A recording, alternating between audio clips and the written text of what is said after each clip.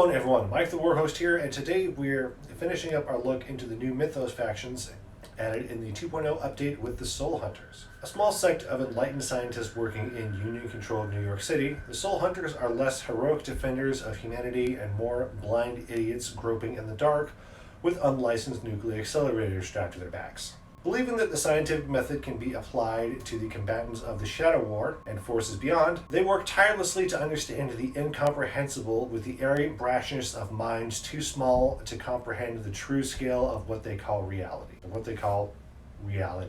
If you want to learn more about the lore of the Soul Hunters, you can find a brief overview currently available in the back of the new Mythos rulebook. A link will be provided in the description below. The Soul Hunters box contains the following models adding up to 89 points. Warwick Hudson, Meltzer, Ernesto Volk, Hans Spellman, Tobin, and Catherine Holst. Mr. Ears and the Aetheric apparitions are available in separate boxes. Warwick Hudson is your faction leader and will get an additional action point when activating. He comes with a Neutronica Caduceus, an arcane attack that has a 10-inch range and can apply fatigue, as well as hammer hands that can apply the same effect. Entanglement Field is an interesting Mythos ability that lets Warwick move an enemy model with fatigue and within 10 inches and line of sight, 3 inches in any direction, which is great for pushing units off of objectives when needed. Soul Hunter inflicts an additional wound on any myth model when attacking, which adds some extra punch when tackling bigger and scarier opponents. Enerline's Aethermatic Almanac causes further issues for enemy myth units, as this forces an enemy myth target to reroll its defense dice when a friendly model makes an arcane attack.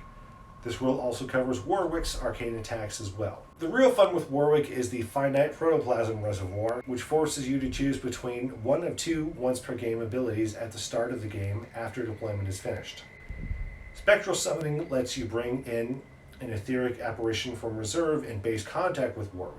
It has fatigued right away, and if it can't be placed, the unit is destroyed. Untethered Aether, on the other hand, is basically a spirit bomb. Any enemy models within 2 inches of Warwick immediately suffer 2 wounds, gain the fatigued condition, and are moved 3 inches directly away. Put some thought into which you want to use in your game. Warwick's altered side, however, doesn't lose all that much. The combat value for his Neutronica Caduceus goes down by 1, but the combat value for his Hammer Hand goes up by 2. Entanglement Field stays, fortunately, so you can easily punch an enemy, apply fatigue, and push them away immediately afterwards. Aetheric Connection forces the closest Aetheric Apparition unit to flip to Altered as soon as Warwick does, and Don't Cross the Streams is basically a souped-up Soul Hunter. Any model with fatigue that its target suffers an additional 2 wounds immediately after the initial attack is resolved. Fortunately, Warwick has a madness threshold of 4, so you should be able to get off your once per game ability before he flips. Assuming your opponent doesn't focus on flipping him, of course. Meltzer is a highly mobile wild card in this list. She comes with a weird plasma projector that uses the template for firing and can inflict blind, as well as a standard knife. Strategic Planning is a 2 Mythos ability that forces your opponent to choose which model activates after Aaron is finished, and Portal Slide lets you move Aaron 2d6 in any direction without triggering a disengaging strike. Soul Hunter tacks on an additional wound when attacking a myth model, and Spectral Conductor bumps her myth value to 3 at the start of the activation after passing a sanity test. When she flips to Altered, the entire force is going to feel it. Her shooting gets a bit worse, and she gets a bit stabbier with a bump to the combat value of her knife. Portal Slide is still there, but Strategic Planning, Soul Hunter, and more importantly Spectral Conductor disappear. So your entire force will be down 3 Mythos once she flips. She does gain I Am Afraid of Those Ghosts, which forces her to make a sanity test at the end of her activation. If she fails, her next action must be moving away from the closest myth model on the board, friendly or enemy. Ernesto Volk is your classic muscle wizard yelling, "I cast fist!" when getting into a fight. He comes with the same weird plasma projector that Aaron has, as well as a set of shot gauntlets that can paralyze opponents in a scrap. Pugilist lets him strike a second time at a different opponent if he causes at least 1 wound in melee. Rage gives him a bonus to combat attacks and combat defense if he charges or is charged, and we already know what the buff the Soul Hunter gives.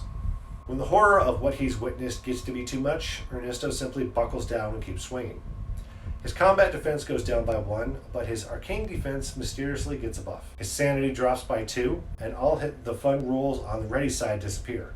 Instead, he gains I Can Do This All Day, which reduces incoming wounds by 1, and Drained Spirit, which gives him a +2 bonus to his attacks when a Mythos model takes a swing. Keep in mind Ernesto's low madness threshold of 2 during the game as well. There's a good chance he'll be the first one to lose it in your games. Hans Spellman is a man with some interesting tricks up his sleeve. He comes with a Neutronica Caduceus that can apply fatigue, which is important with him, as well as a regular knife. Entanglement Field lets you move an enemy model within 10 inches and in line of sight 3 inches away if they're already fatigued, which is great for keeping people off objectives. Spirit Aim lets him take a wound to get a bonus to arcane attacks. Spirit Leech heals him for 2 wounds whenever he kills an enemy with an arcane attack. He also comes with the same Soul Hunter rule that everyone else has. Flipping to Altered makes him a big target and sets off a countdown timer though. Entanglement Field, Soul Hunter, and Spirit Leech are gone. Instead, he gains Parapsychological Obsession, forcing him to only attack myth models until there aren't any left on the board, as well as Psychosomatic Seepage, which gives him the bleed condition that can't be removed at all. This makes him especially vulnerable to bleed attacks, since any further conditions applied will automatically cause 2 wounds. And since Spirit Leech is gone, he won't be able to heal any of them afterwards. Jocasta Tobin is primarily a support and control model in this faction. She has the same Neutronica Caduceus and knife that most of the rest of the faction has, as well as the same Soul Hunter rule spread throughout in the same entanglement field Hans has.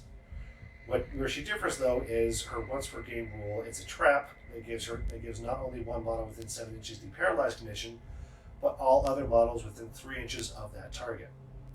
This can be a great way to line up a decent combo at the start of a round to burn down a target quickly without having to worry about reinforcements for a bit. She also has Smokescreen to provide a moving soft cover for any model within 8 inches of her. The Altered side throws almost all of her utility out the window. Smokescreen is the only rule to persist through the madness. Everything else goes away. She also gains Crippling Indecision, which forces a sanity test as soon as she flips and inflicts fatigue if she fails. Catherine Holst is great in a pinch, as long as she's mentally sound. She has the same Neutronica Caduceus and knife as nearly everyone else, and the same Entanglement Field and Soul Hunter rules as well. She also has Impressive Countenance, which extends the range of her recover actions to 8 inches instead of the regular 6, and Sprint, which gives her a +2 bonus to move and charge actions during her activation. Xeno Shield reduces the wounds caused by ranged attacks by 1. She can be a real lifesaver during the game, as long as she's sane. When the supernatural horrors are too much, Catherine's usefulness drops significantly. Xeno Shield is the only rule that stays. Everything else gets chucked out. In their place is Paranormal Poser, which lets her add an extra die when attacking, as long as a friendly model is within line of sight. If she fails, though, she immediately becomes paralyzed. Mr. Ears is a souped-up version of Ernesto Volk. He has the same Neutronica Caduceus that most people have, but in place of a regular knife, he comes with a Troodon Wrangler, with a combat range of 3 inches that can paralyze opponents. He also has the same Entanglement Field and Soul Hunter rules as others in the faction, but comes with a few surprises as well. Primal Power lets him spend 2 Mythos to gain a reroll on charge actions, can cause fear to make enemy models think twice about charging, Sure-Footed for ignoring difficult terrain when moving, and Tough as Nails to reduce incoming wounds by 1. When this gigantic ape has seen too far beyond the veil, he's still useful in a fight. All his rules disappear aside from Fear and Tough as Nails. He gains Frenzied Assault that lets him punch a second opponent after successfully wounding a first, as well as Brawn over Brains, which forces him to drop any objective markers he currently has and stops him from any further interact actions. And to round out today's list, we have the Aetheric Apparitions, the only myth unit available to the Soul Hunters.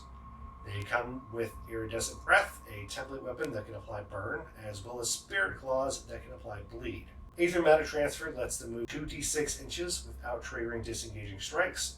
Volatile makes them explode when they die, inflicting 2 wounds and burn on anyone within 2 inches. Fear makes charging them a gamble.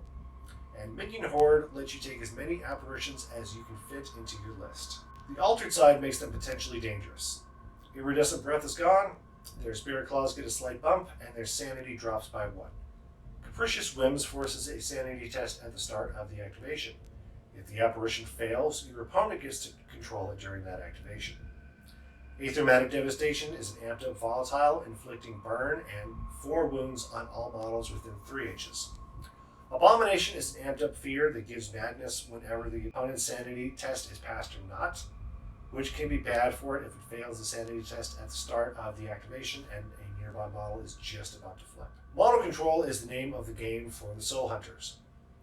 Most of their units have weapons that can apply fatigue, as well as myth abilities to control them easily. Any myth units on the board will be prime targets for them, which combined with their overall high madness thresholds will put any myth heavy factions on the back foot. This faction is also unique in that at the time of recording, it allows for more customization and choices when list building.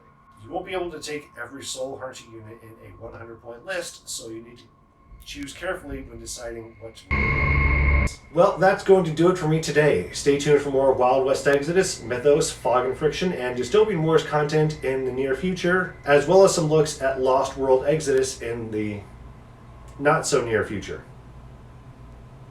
Maybe. At some point. Please? Alright, take care everyone.